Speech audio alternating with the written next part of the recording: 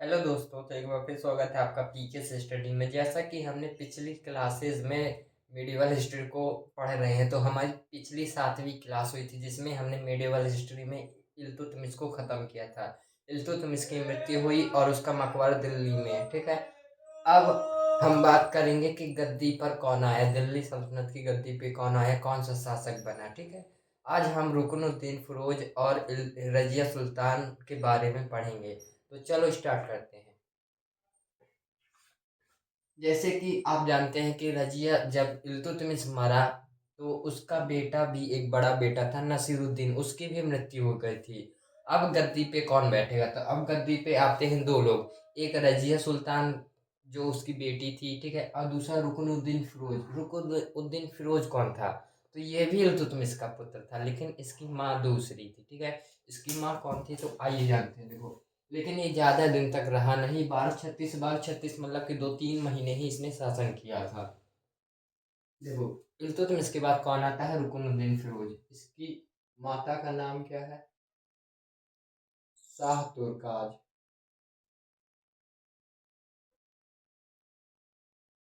शाह तुर्काज। और पिता का नाम क्या है? इल्तुतमिश। ठीक है।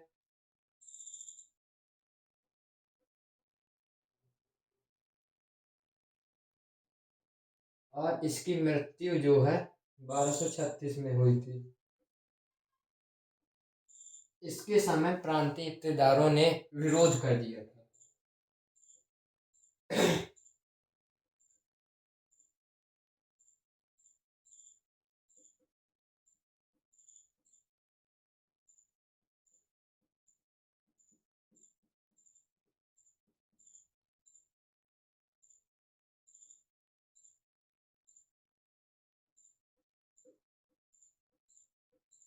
विरोध कर दिया था। ठीक है। तो इसके बारे में इतनी बातें याद रखनी कि इसका शासनकाल याद रखना है, इसकी माता का नाम, ठीक है, इसकी मृत्यु कब हुई और इसके समय प्रांतीय इक़्तिदारों का विरोध हुआ, ये समझाऊंगा। ठीक है। तो तुम इससे यही सब, मतलब रुकनुद्दीन फिरोज से यही सब पूछा जाएगा।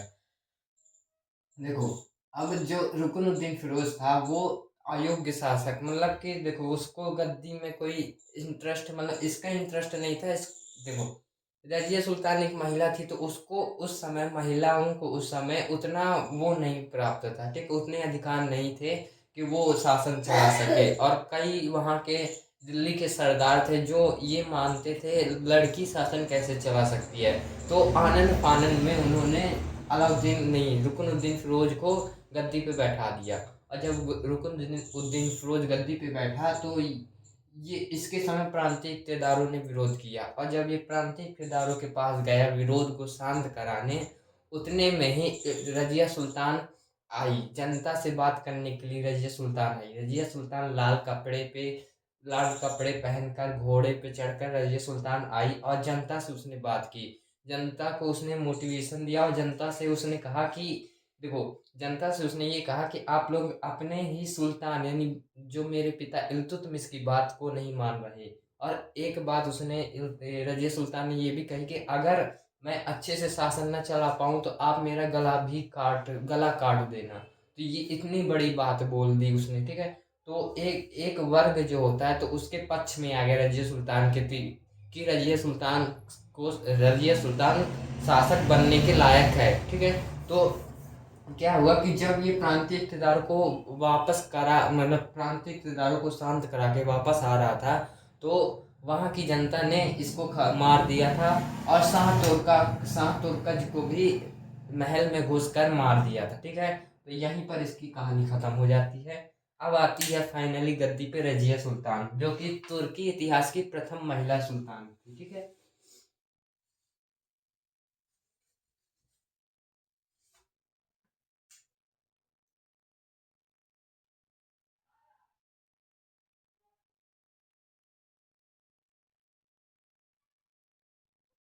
ये कब से थी? 1236 से 1240 तक इसका शासनकाल था।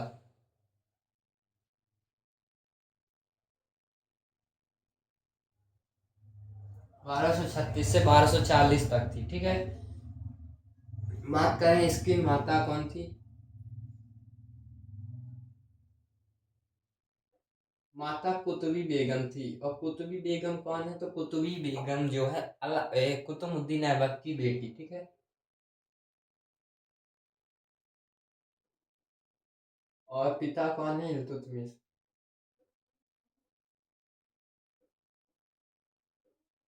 इल्तुतमिश है पिता, ठीक है। रजिया सुल्ताना बाई, ठीक है। तो ये कौन थी? तो ये तुर्की इतिहास की पहली महिला शासक थी, ठीक है।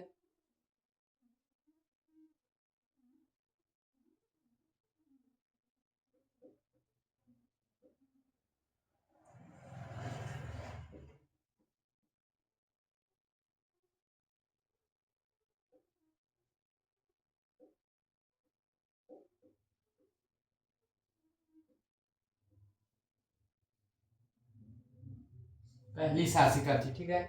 बात करें कि इसने क्या किया था। इसने चोंगा और कुल्हा पहनना स्टार्ट कर दिया था। देखो, इसने सोचा कि देखो, मैं मेरा इतना लोग विरोध कर रहे हैं, मैं लड़की होकर उनको देखो, जो दिल्ली के सरदार थे या अन्य लोग थे, वो क्यों नहीं इसको शासन देना चाह रहे थे रजिया सुल्तान, क्योंकि वो लड़की थी, ठीक है। औरत होना ही उसकी कमी थी। तो वो सोच रही थी, मैं औरत हूँ, तो मैं आदमी तो नहीं बन सकती, लेकिन आदमियों की तरह रह सकती हूँ। तो उसने जो है सबसे पहले अपने वस्त्रों को त्यागा और उसने चोगा और कुल्हा पहना, ठीक है। क्या पहनती थी वो? चोगा।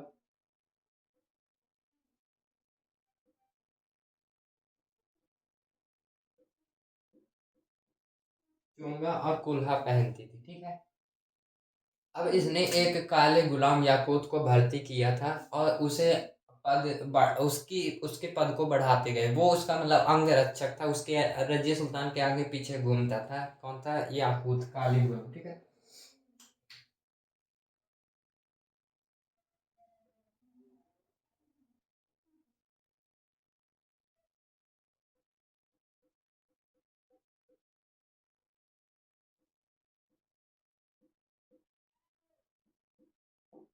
काले गुलाम याकूत को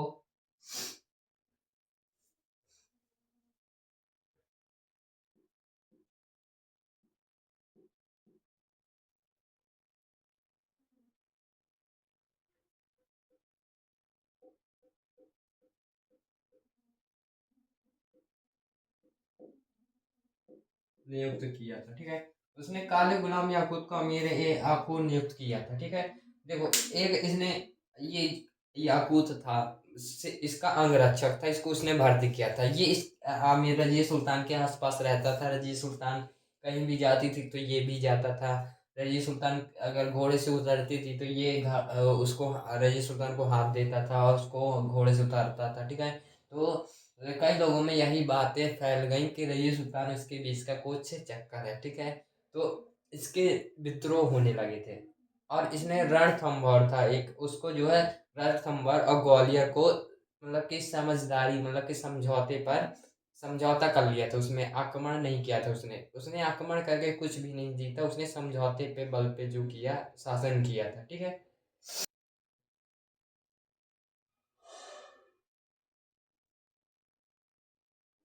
ग्वालियर और रणथंभौर को वापस कर दिया था।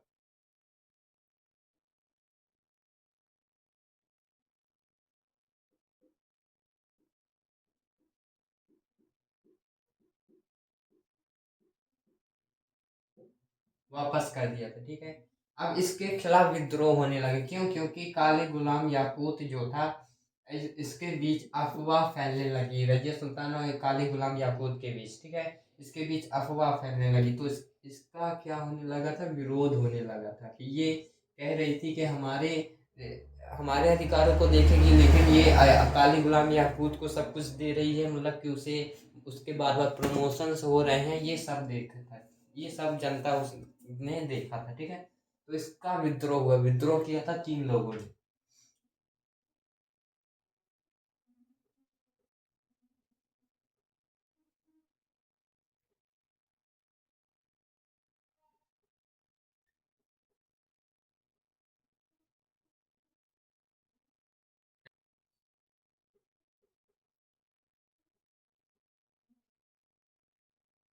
अल्तूनिया था, अल्तूनिया पहुंच गए दूसरी दुनिया।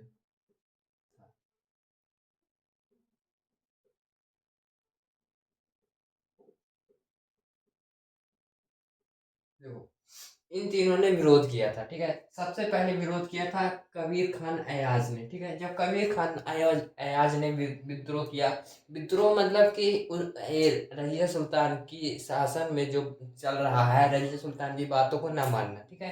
तो इसने विद्रोह किया, और जब इसने विद्रोह किया और सुबह जब ये उठा तो रजिया सुल्तान इसके सामने थी, ठीक है। इसके बिस्तर के सामने रजिया सुल्तान खड़ी थी, तलवार लेकर इस तरह कुछ खत्म कर दिया इसको, ठीक है। अब विद्रोह तो ये तो फिर खत्म हो गया। अब विद्रोह करता है अल्तुनिया, ठीक है। जब अल्तुनिया विद्रोह करता है तो इसकी सेना जाती है, क्योंकि देखो इसके पास भी गई, जब इसने विद्रोह किया तो इसको भी खत्म की। अब ये भी विद्रोह कर रहा है तो इसके पास भी रजिया सुल्तान जाएगी, ये सब जानते थे, ठीक है। तो रजिया सुल्तान इधर आई, मतलब कि इसकी सेना आई, रजिया सुल्तान आई, और रजिया सुल्तान की सेना आपस में ही लड़ गई। अब आपस में क्यों लड़ गई? रजिया सुल्तान की सेना आपस में इसलिए लड़ गई क्योंकि रजिया सुल्तान और ये काले गुलाम याकूत के बीच बहुत सारी अफवाहें फैली थी। कई लोगों ने ये भी, मतलब बहुत लोगों के बीच अफवाहें ये फैली थी कि हमारी सेना को आपस में ही मार दिया जाएगा, और रजिया सुल्तान का ये हुक्म है, ठीक है। तो आपस में ही सेना उसकी रजिया सुल्तान की लड़ गई थी, और जिसमें काला गुलाम जो इसका याकूत था वो वही मारा गया। अब रजिया सुल्तान की जो सेना आपस में लड़ गई तो वो सेना बहुत कमजोर हो गई, तो अल्तुनिया ने यही सही मौका देखकर हमला किया, और जो है रजिया सुल्तान को कैद कर लिया था। अब क्वेश्चन ये पूछा जाता कि रजिया सुल्तान को किस में कैद किया गया था? तो रजिया सुल्तान को किला मुबारक में कैद किया गया था। कहाँ कैद किया इसने? किला मुबारक में। किला मुबारक में कैद किया था, ठीक है। अब देखो, अब दो हिस्ट्री चलेंगी इस समय। देखो, अब रजिया सुल्तान जो किला मुबारक में है, वहाँ की हिस्ट्री अलग बताऊंगा, और जो दिल्ली सल्तनत में हो रहा है वो अलग हिस्ट्री बताऊंगा, ठीक है। अब क्या हुआ कि दिल्ली सल्तनत में रजिया सुल्तान तो नहीं है, बंद है। अब बहराम शाह को नया शासक बनाया गया। बहराम शाह कौन था? ये इल्तुतमिश का तीसरा पुत्र था, ठीक है। कौन था? बहराम शाह। और किसने बनवाया था? तो ये ऐतगीन था, इसी ने बहराम शाह को तीसरा शासक नियुक्त किया था।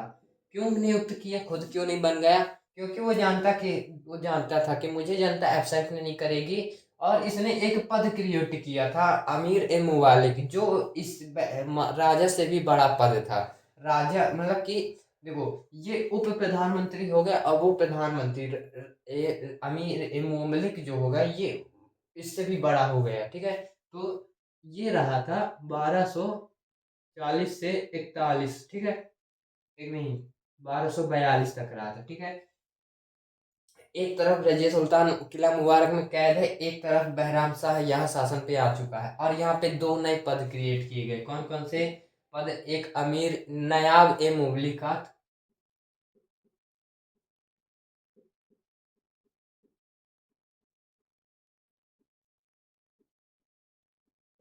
नायाब ए मुमलिकात, और एक वजीर का पद क्रिएट किया गया, ठीक है।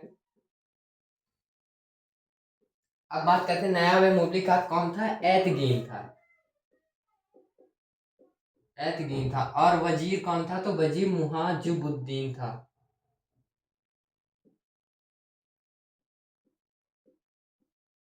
मुहाजिबुद्दीन था, ठीक है। तो ये दोनों जो थे, ये दोनों अच्छे मित्र थे, ठीक है। एतगीन और मुहाजिबुद्दीन ये दोनों अच्छे दोस्त थे, इसीलिए इन दोनों को पद बनाया, इसको वजीर बनाया गया, ठीक है। अब देखो, बहराम शाह राजा है और ये नायाब मुमलिकात है, ठीक है। लेकिन सबसे पावर पावर किसके पास है अभी? तो पावर जो है नायाब मुमलिकात यानी कि एतगीन के पास। एतगीन के पास ही अभी बहुत पावर, ठीक है। भले ये राजा है लेकिन पावर नायाब मुमलिकात के ही पास है, ठीक है। अब यहाँ क्या होता है? किला मुबारक में रजिया सुल्तान कैद होती है, अल्तुनिया कैद किया था, ठीक है। अब रजिया सुल्तान और अल्तुनिया के बीच कुछ होता है, मतलब कि प्रेम हो जाता है, सीधी सी बात। रजिया सुल्तान जो है बहुत खूबसूरत थी, तो रजिया सुल्तान पर अल्तुनिया फिदा हो जाता है। अब रजिया सुल्तान बोलती है कि अगर तुम मेरा साथ दो तो हम दोनों मिलकर दिल्ली सल्तनत पे शासन करेंगे। तो इल्तुतमिश अल्तुनिया मान जाता है, बोलता है चलो हम शादी करते हैं और फिर चलते हैं कहाँ? दिल्ली, और दिल्ली में शासन करेंगे इनको मार करके। तो ये रजिया सुल्तान और अल्तुनिया दोनों शादी करते हैं, फिर आते हैं वापस, मतलब कि यहाँ दिल्ली में, ठीक है। और दिल्ली में जब आते हैं तो फिर भागने, मतलब कि आते हैं तो ये हरा नहीं पाते, वापस ही इनको जाना पड़ता है। और जब ये वापस जाते हैं तो कैथल में इसकी मृत्यु हो जाती है, रजिया सुल्तान की। बोलते हैं कई डाकू ने आकर इन दोनों की हत्या कर गई थी, है, ठीक है। तो मुद्दा ये नहीं, तो मुद्दा ये है कि इनकी मृत्यु हो जाती है कैथल में 1240 में, ठीक है। तो याद रखना, रजिया सुल्तान की मृत्यु कहीं और लिख लो, यहाँ लिख लो, ठीक है।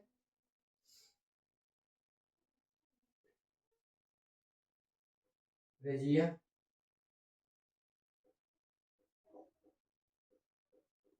सुल्तान की मृत्यु जो है 1240 में कैथल में हो जाती, ठीक है, कैथल में होती है। अब रजिया सुल्तान के बाद आता है बैराम शाह, जैसा कि बताया। यहाँ पे शक्ति नायाब मुमलिकात के पास होती है, वजीर मुहाजिरुद्दीन के पास होती है, ठीक है। लेकिन देखो, अब क्या होती है जलन, कहाँ जलन होती है, देखो, राजा तो ये है लेकिन पावर किसके पास है, नायाब मुमलिकात एदगीन के पास है, ठीक है। तो इस बैराम शाह को जलन होने लगती है, क्यों? क्योंकि देखो, इस एदगीन ने कहा कि राजा कब उठता है, राजा उठता है 7 बजे, बोलता है मैं 8 बजे उठूंगा। राजा जब उठता है तो क्या बजते हैं, ढोल, बोलता है मेरे उसके में ढोल नहीं बजेंगे, मैं उठूंगा तब ढोल बजेंगे। मतलब कि अपने को राजा से बढ़ के बताता है, ठीक है। तो इस बहराम शाह को एदगीन पे गुस्सा आती है, तो एदगीन को ये क्या करता है, खत्म कर देता है, मतलब मार देता है, ठीक है। अब एदगीन भी चला गया, ठीक है। जैसा कि मैंने बताया बहराम शाह आ चुका था। बीच बीच में वीडियो जो है रुक जाती है, तो मुझे फिर से पढ़ाना पड़ता है, हो गया, कोई बात नहीं, अब क्या कर सकते हैं, ठीक है। गरीब इंसान। क्या कौन आ गया था, बहराम शाह आया था। आज मार्कर भी नहीं चल रहा, अभी इसकी इंक लेने जाना पड़ेगा। बहराम शाह आया, ठीक है। बहराम शाह कहाँ से कब तक आया था, बहराम शाह जो आया था 1240 से 42 तक आया था, ठीक है। इसके समय पद याद रखना ओनली, ठीक है। इसके समय पद कौन थे, अमीर नायाब मुमलिकात कौन था,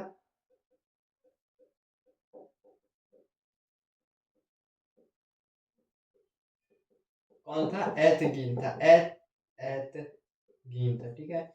और ये वजीर कौन था, मुहाजिबुद्दीन था,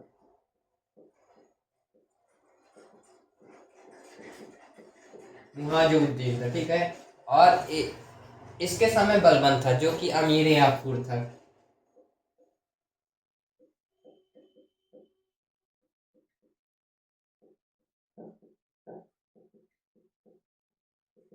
अमीर याकूर था बलबन, ठीक है। अब क्या होता है कि बहराम शाह एतगीन को खत्म करवाता है, ठीक है। अब जब एतगीन जब खत्म होता है तो बहराम शाह कब शासन कब से था, 42 तक तो था, ठीक है। अब बहराम शाह के बाद कौन आता है, बहराम शाह के बाद आता है मसूद शाह। मसूद शाह कौन है, अभी बताता हूँ।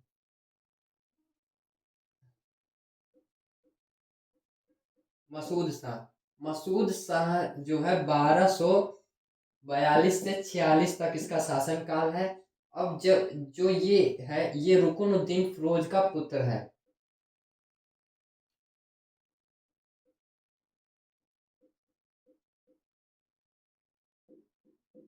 जो रजिया सुल्तान के पहले गद्दी पे बैठा था, शाह तुर्का जिसकी माता थी, वो रुकनुद्दीन फिरोज, उसी का ही ये पुत्र है, ठीक है, पुत्र है, ठीक है। और एक बात याद रखना, इसके समय वास्तविक शक्ति जो थी,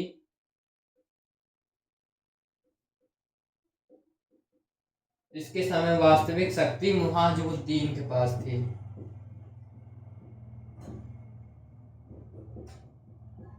इसके समय वास्तविक शक्ति मुहाजिबुद्दीन के पास थी, और इसके समय जो नायाब मुमलिकात था वो कुतुबुद्दीन हसन था, ठीक है। नायाब मुमलिकात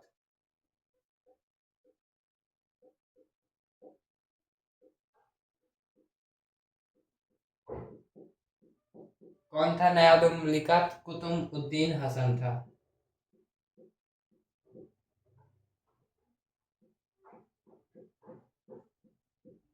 कुतुबुद्दीन हसन था। ठीक है, ये इतनी बातें थी। और इसने अपने चाचा नसीरुद्दीन, हाँ इसका चाचा था नसीरुद्दीन,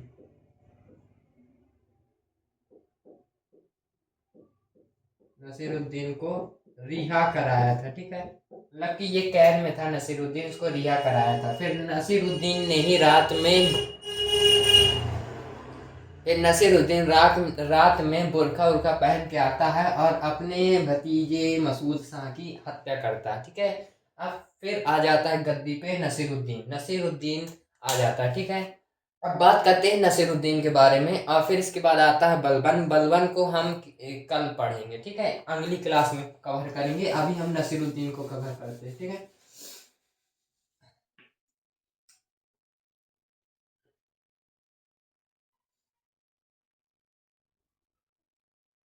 नसीरुद्दीन ये जो है 1246 से 1256 तक था। ठीक है, 1265 तक था। हाँ, 1265 तक था। ठीक है, इसके साथ ही शमसी वंश खत्म हो जाएगा। ठीक है, जो शमसी वंश मैंने शुरू में बताया था, आप अगर शुरू से क्लास करते हो क्लास 1 से, तो मैंने बताया था कि शमसी वंश शुरू हो जाता है। और शमसी वंश नसीरुद्दीन के समय, जब ये नसीरुद्दीन खत्म होगा, इसी के समय शमसी वंश खत्म हो जाएगा। ठीक है, बात करें कि ये कौन था, तो ये इल्तुतमिश का जो था पुत्र था और रुकनुद्दीन फिरोज का भाई था। ठीक है, रुकनुद्दीन फिरोज का भाई था। तो रुकनुद्दीन फिरोज से मतलब नहीं है, वो तो खत्म ही हुआ। अब जो था इल्तुतमिश का पुत्र ही समझ लो। ठीक है, ये दूसरा पुत्र था। ठीक है, वो पहले खत्म हो गया था नसीरुद्दीन एक, ये दूसरा वाला। ठीक है, क्योंकि राजाओं के बहुत सारे पुत्र होते थे, पता नहीं कहाँ से कौन सा पुत्र निकल के आ जाए राजगद्दी के लिए।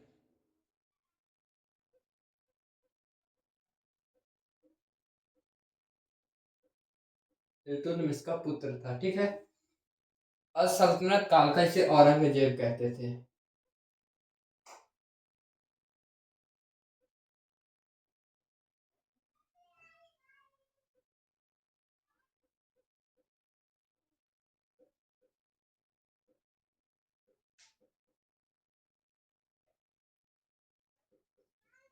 सल्तनत काल का औरंगजेब इसे कहते थे। और ये टोपी सीकर जीवन व्यतीत करता था।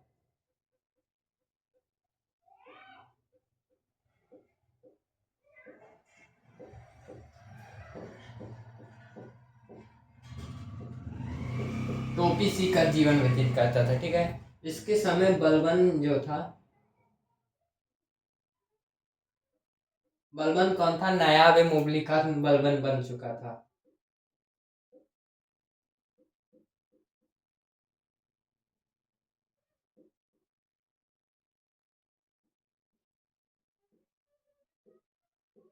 कात बन गया था इसने, मतलब कि बनवाया था। ठीक है, बनाया था। और ये बलबन जो था इसका दामाद भी था। बलबन, बलबन नसीरुद्दीन का,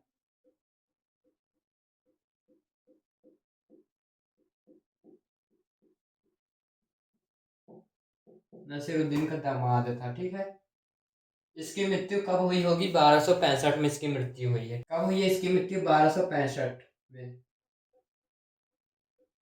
इसकी मृत्यु हुई है।